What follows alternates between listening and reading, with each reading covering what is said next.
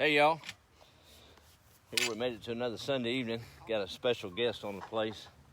My cousin Randy, he was here. He went walking up that old lane I was clearing. He's got a lot of memories up that thing, so I'm going to go find him. But coming up, well, last week made 2 years back on this old place. And man, what a journey thus far.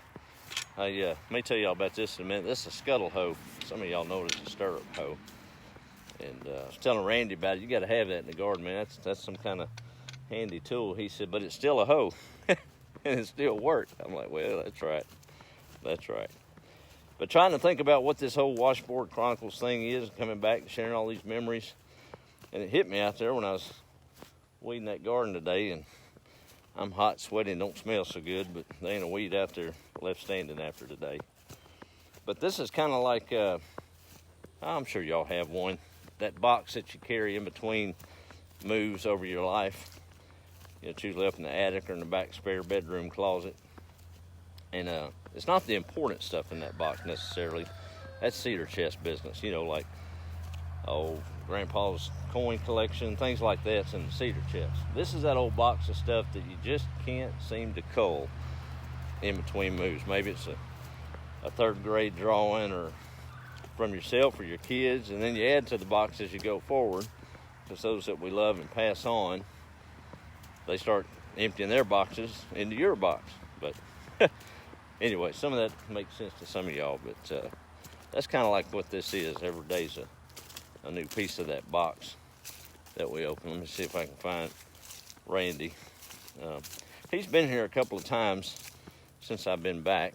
Of course, we work pretty close together in proximity to 2 different businesses, but he put in lots of years on this. I'm the youngest grandson, so y'all know the babies always get treated a little bit better than the rest of them. By the looks of this, we've had some holes down this trail, but Randy told me many times how he got on, him and his brother and some of the other ones got on the working end of the stick around here. When he came to Mama's, it wasn't for relaxation. It was usually for work. Hey, brother.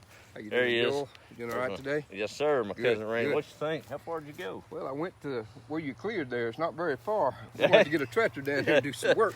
It looked like we got some holes going down through here. Something coming through here. Yeah. That's for sure. As long as old sissy's keeping them out of the garden, that's cool. Yes, so. I was telling Randy about looking back and reflections of home, and I was thinking, I know we got a lot to talk about, and you're going to tell me some things that I probably hadn't heard before about this whole place. That could be good or bad. That could be both. But it's kind of like that.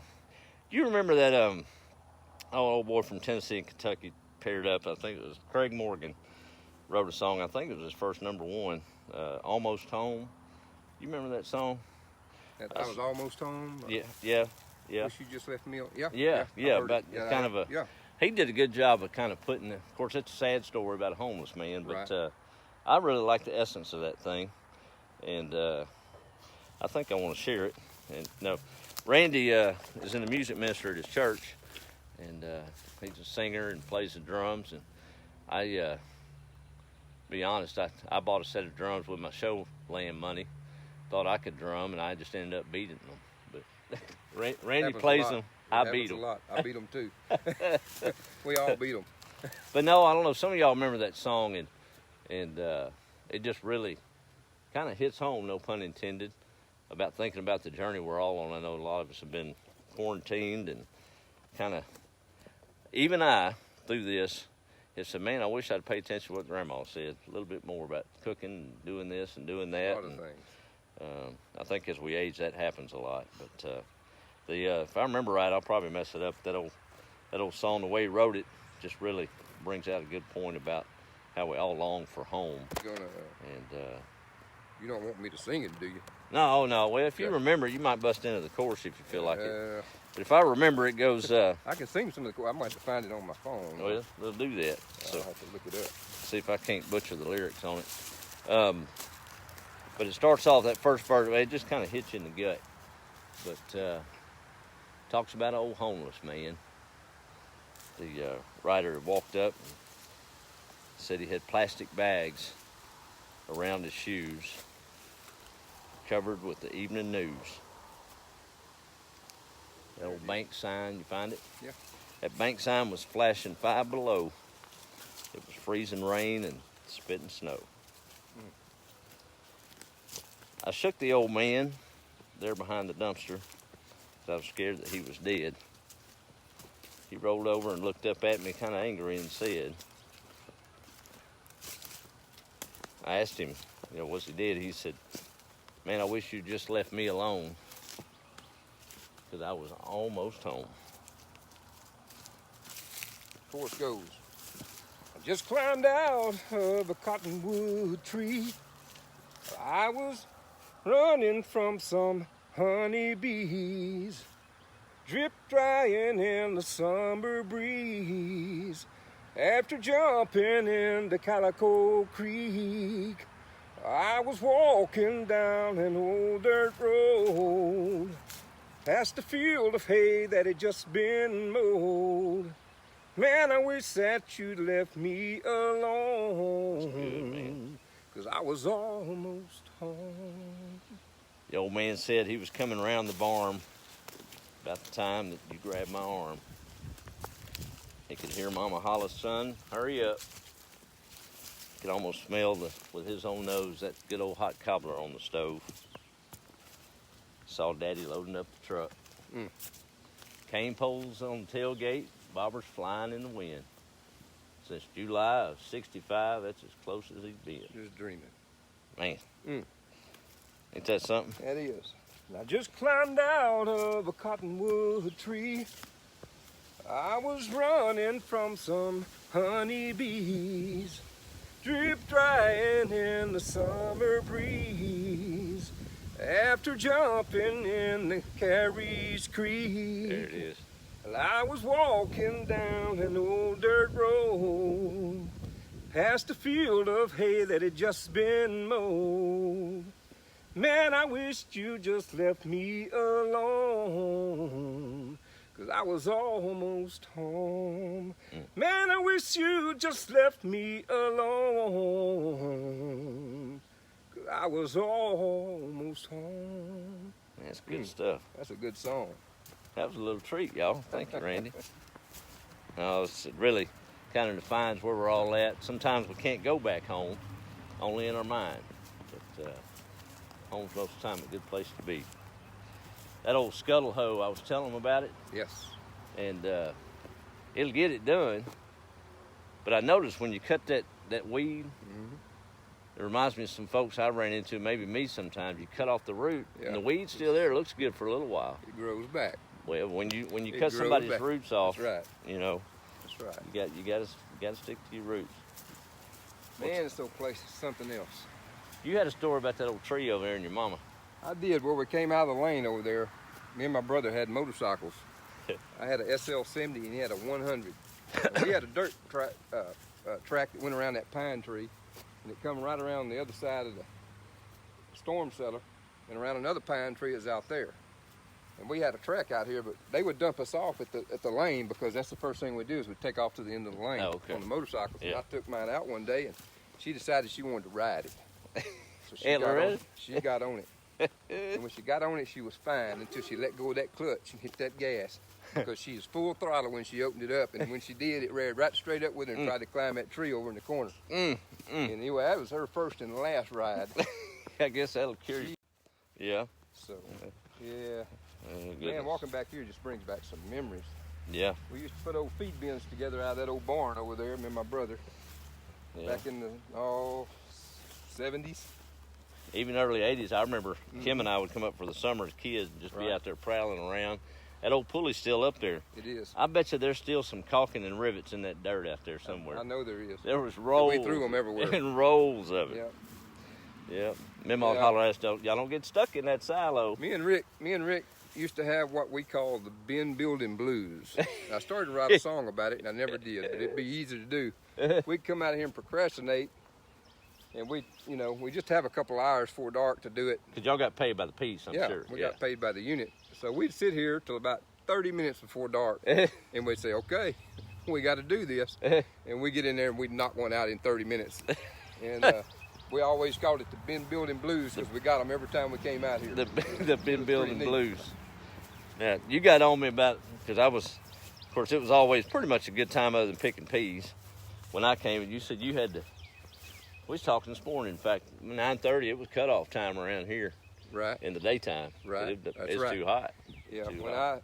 I used to come out here every summer. Me and Rick stayed out here for days. Y'all weeks. Notice he ain't looking at that garden. It's got flashbacks. Days. We spent days and weeks out here and riding motorcycles and working out here. And we helped her with her peas. We helped her with everything she had in her garden because she'd always promised to take us fishing when we were through. But we had some really good times. But I can remember we were out there at daylight picking those peas up until about 9:30, 10 o'clock. Then we come in and she cooked those famous biscuits of hers. Whew. And we would have jelly and honey and biscuits and all the good stuff. And then she'd ask me to mow the chicken yard or mow the backyard or trim the hedges that went all the way along the old chicken fence that used to go all the way, that big hedge. Yeah. And it was a tall hedge. I was little. Yeah. And I'd work on it a little at a time. She kept that carrot out in front of you, old lady. That's right. She kept that fishing trip out, but she made me who I was in the fishing world. I learned a lot from her. That's right. Fishing. I got the pleasure the first time I used one of them plastic jigs. It's so popular with crappie now. It was her and I on that John boat, and she kept asking me, "Did I need a minnow?" Right. A minnow. A minnow. I said, "No, ma'am, I'm good." She said, "Baby, what are you fishing with?" And she couldn't turn around. Right. I'm like, I hung on. She said, "That's plastic, baby." I was like, "Yes, ma'am." They ain't biting that, and then they went to biting it. She wanted one on her cave pole. I can believe it. I can believe it. But I tell you, I'm glad the game wards wasn't bad when we used to fish back in those early days, because she's keeping the first fish she catches. No matter what. It doesn't matter if it's an inch long, 3 inches long, That's 5 right. inches long. You never throw the first fish back. That's right. Yeah. And luckily, I've disregarded that and started doing it the right way, because if I hadn't, I would be getting tickets pretty regularly. So that old storm cellar seen many a scale of fish filleted out there. it's seen a lot. It's seen a lot of corn shucked on it too. Oh, that's right. I didn't get in on that. We'd pull up in pickup trucks there around it, and we would shuck corn, and Mima and Mother and Barney and Rose, whoever was up, they would start shucking that corn and making cream corn out of it. Yep. The best cream corn you ever put in your mouth came from this farm many, many years ago. You can open a can Randy, today. And you doing anything this summer? I got plenty of corn here. You don't have near the corn here, buddy. In fact, Joel, I was the very last one to have a garden on this place, and it was 1989, 90. Okay. Yeah. I planted that field just left of her house over there. I remember that being in peas when I was growing up. I planted that, and I planted what we call the pear orchard, because it was a pear orchard, There's but it was a garden. There's still roses up there. Yeah. The roses are still Those up there. rows were from my last garden, and of course, Mima was alive then, and would come out every day and try to help to do something. Yeah, that's right. When we would turn the potatoes over in that field over there, I would use a 4-wheeler to turn those potatoes, and she would be on the. Okay. Yeah. So it was interesting how we did that, because she used to do it with mules. Right. You know, back in the day, and donkeys and stuff. And man. she said, "Get that 4-wheeler out. Let's try that." And we did it, and it works. So we just tied it on. That's right. But this has changed so much. It has, and all the pine trees. And, I mean, even that cut of that hill that was where that old tree was, and it ain't standing no more that y'all shot down. He did it, y'all. I didn't do it. I didn't do all of it. That was a lot of people Mike shooting. Alders had a little There bit were to do with that a lot of people shooting into that pile. But I told him one time, y'all don't worry, all the Save the Planet folks, about 30, 50 trees came up in the spot of one out there, looks like. Yeah, it replenished its shelf. There's a lot of trees out there. Yeah, we tried to make it to the top of that pasture, because Mima, she said she was blind, but she saw everything went all over the place. And went to the top of that hill. You know what's so strange about standing here right now, and the moon's up early, and it's almost full. And it's just a blessing just to be out here. Yeah. But what's so neat about it is, as far back as I can remember to when I was a toddler, I can stand here right now, remember those times, and I see pine trees there now, and I can see through those pine trees. Yeah. I can see the field that was there. I can see everything just as it was in the past. Yeah. Yeah. Even though it's where it is Yeah. today. That old shack that was down there. Oh yeah. Yeah. Yeah. Yeah. Yeah. It doesn't matter what happens to it. The memories are instilled and burnt into my head, and it'll never change. Man, I was out there hoeing them weeds today, and I think Uncle Nathan might be proud of this garden right now. I hope it stays this way. He probably would. He did not. He'd be proud if you replanted it as many times as you did. But he did not want weeds in his garden. That's right. But no, it hit me, and I've thought about it a lot. And you and I have talked about this in the past. And everybody takes their own road. Sometimes we make bad choices, or choices that we had to kind of work a little bit hard to keep it between the ditches.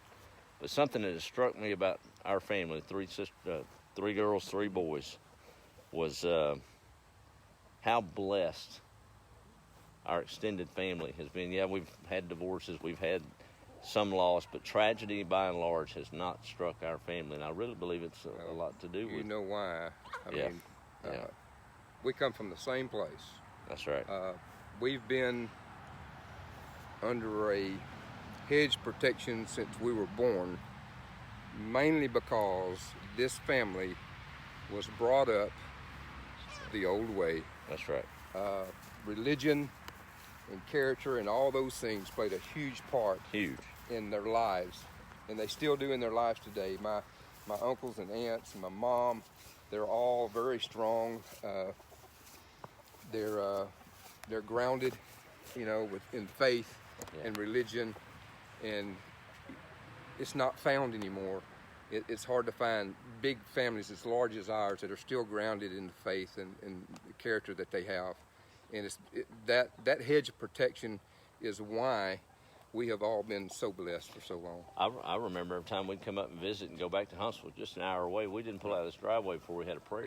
Yeah. No, you didn't pull out of the driveway, and Yeah. God was with you. I'm telling you, and he's still with us today. Yeah. He watches over everything we do. Yeah. And sometimes we waver away. I did, you did. There's several people have. But there was all that calling, and there's all that feeling in your heart and your soul that I'm just not right. Yeah. Yeah. Yeah. And it's because it was instilled. That's right. It was instilled, and if that's you come to- brainwashing and indoctrination, thank goodness it's for it. it's a good thing. But Thank goodness for it. Yeah.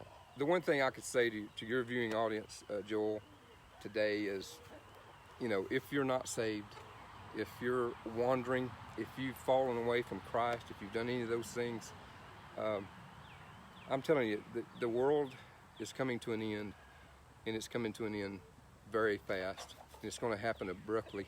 You're going to blink your eyes, and it's going to all be over. Yeah. And I think we may see it in our lifetime. We may. It's a very good chance. But God's coming back for his people. And even if that doesn't happen, none of us are getting out of here alive, and No, we're going to have to answer for it one day. that's right. We're all going to have to answer one Our way or the world other. will end personally someday. But to your viewing audience, I just want you to search your heart this afternoon and just make sure before you lay your head down tonight that you're right. Yeah. And I'm just going to leave you with a song here that will touch you. You gonna sing that for us? I'm going to sing it for you. That's cool. I'm not going to sing it all. I'm just going to sing All right. one verse and go out. We'll do roll call here in just a minute, guys. It goes like this. I've wasted many precious years, but Lord, I'm coming home.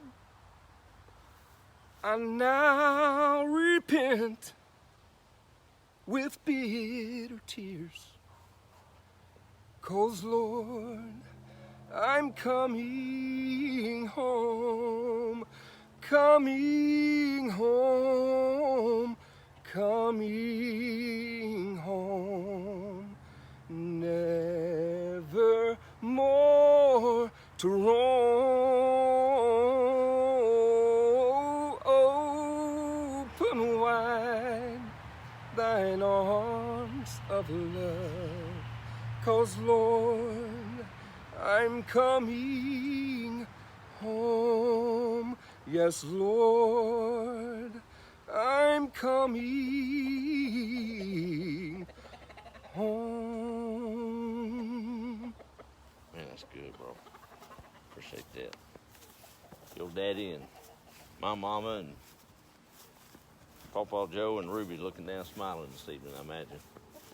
What you think? I bet they are. Yeah. I bet they are. Yeah. Sure miss those people. Man, All my heart. I know it. They meant a lot to me. Yeah.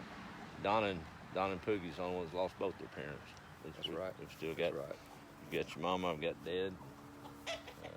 We're just blessed. We're blessed. Been very fortunate. Yeah. Very fortunate. Yes, sir. Well, let me do a roll call. Let's see if we got any surprise folks jumping on here this evening.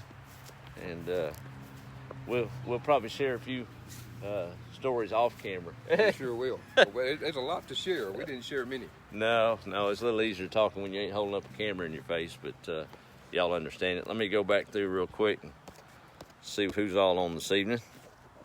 All right, get out of the sun. See, we got AC Charles saying hello to Randy.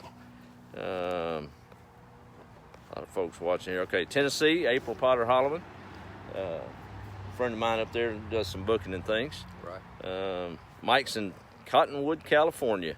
California. Martin, you've been to California, haven't you? Been there a time or two. I have never Our been. uncle lived there for a while, Sacramento. Oh, really? Buddy. Did Weldon- Buddy live in California? Weldon Jr. I Yes, did sir. not know that. Okay. Yes, sir. Was a pharmaceutical seller. I remember all them old samples just rotting out there one time. I didn't know what those were. Buddy's been a place or two, 'cause he's seen a thing or two. He's been a place or two. He's been around. He's like that farmer's commercial. He knows a thing or two because He he's seen knows a a thing or two. because he's seen a thing or two. That's right. Oh, man. You're going to see a lot more. Yeah, there's old Martin checking in. Kimberly Ann Warner from Kansas, how are you? Let's see here. AC Charles, Craig Morgan, that's right. That is right. There's Vivian, co-worker from Cabela's back in the day. My daughter Faith is on. Okay. And Margie. Now, some of these are a little older. They may have clicked off, not sure. There's AC saying great voice. And Doris McKinney giving some hand claps. Let's see. There's Letitia saying howdy. Doris, hello again. Kind of gets redundant after a minute. I'm trying to go through them, y'all. Nancy, hello, how are you? Nancy Black. Dale Alexander. Roll Tide looking green and looking good. Okay, that'll work. Ed True is in Interlochen, Florida. And Anthony Duke, I believe, checked in for a minute. Sandra saying howdy. My daughter-in-law, Felicia. All four of us. Bella says, love you, Pawpaw. I think I'm going to be a Pawpaw again. Huh? Yeah, that's good. right. Joanne Smith Lowry saying howdy right up the road. Donna in Huntsville, Texas. Wild man, how are you, man? She called me right in the middle of the video. That's what That's what I that heard was on earlier. you, Donna. All right, let's see. There's Mark saying amen. Linda saying beautiful. Mike saying howdy again. There's a lot of them. Appreciate all y'all checking in this evening. Let's see. Letitia. Margaret. I'm trying to get everybody. Andrea from Phoenix, Arizona.